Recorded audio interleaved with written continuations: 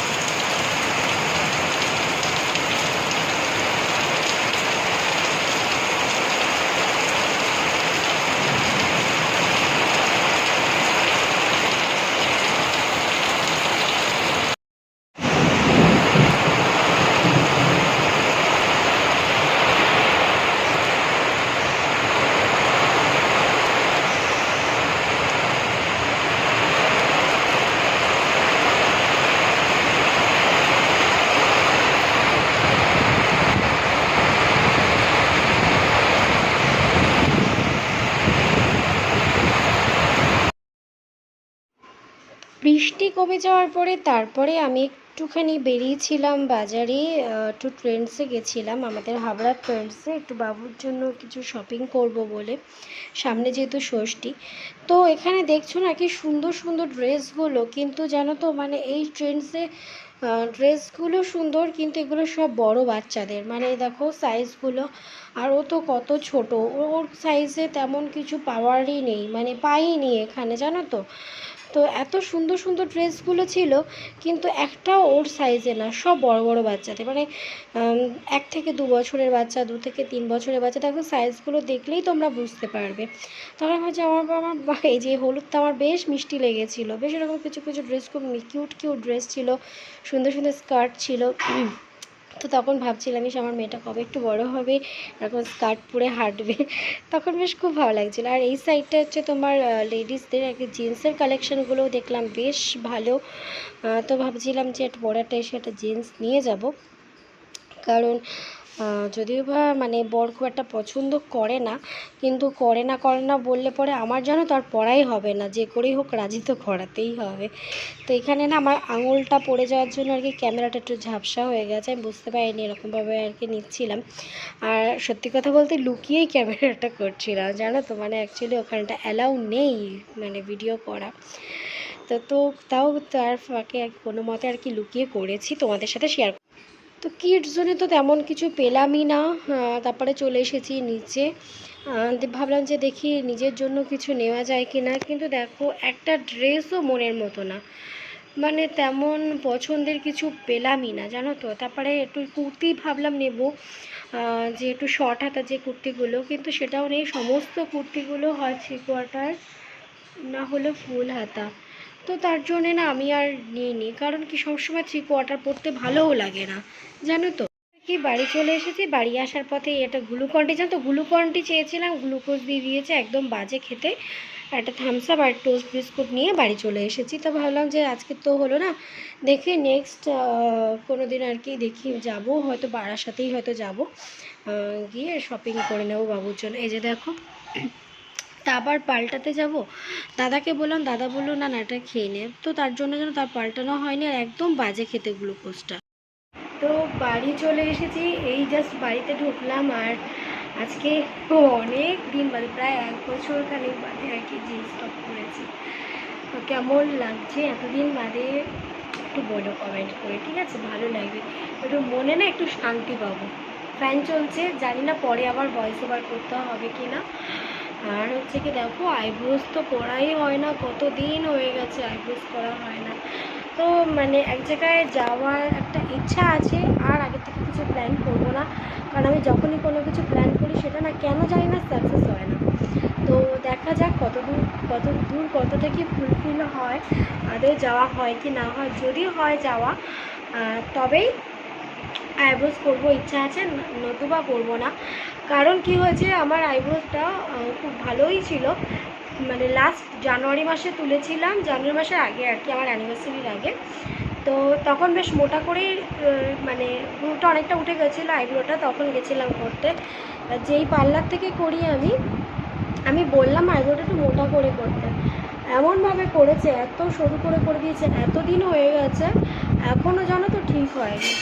তো দেখা যাক, মানে যদি আর কি প্রোগ্রামটা হয় যাওয়ার, তবেই আর কি তুলবো, না হলে ইচ্ছা নেই এখনও পর্যন্ত তোলার, এখনও কিছুদিন যাক তারপরেই তুলবো, ইচ্ছা আছে। তো দেখা যাক কতদূর কী হয়। তো চলো এখন একটুখানি চেঞ্জ করে নেবো, অনেকক্ষণ মেয়েকে কোলে নিয়ে নিই, মেয়ে কান্নাকাটি করছে, চেঞ্জ করে আগে মেয়েকে কোলে নিই, তারপরে তোমাদের সাথে কথা হবে। পরের দিন সকালে আর কি ভিডিওটা আমি করছি এটা, আর এই যে দেখো একটা অ্যামাজন থেকে একটা পার্সেল এসেছে, আর এটাতে মানে কি বলতো কি বলবো, মানে অনলাইন থেকে আর কি আমি এই জিনিসগুলো পারচেস করি, আমার বেশ ভালো সুবিধাই হয়, জানো তো। আমার মেয়েকে ডক্টর হিমালয়ের যে বেবি ম্যাসাজ অয়েল এটাই সাজেস্ট করেছে, তো ওকে মানে ওর এই 5 মান্থ, তো ওকে আমি এটাই মাখাচ্ছি। তো কি বলো তো, এটা ভীষণ ভালো, আমি ভীষণ ভালো রেজাল্ট পেয়েছি।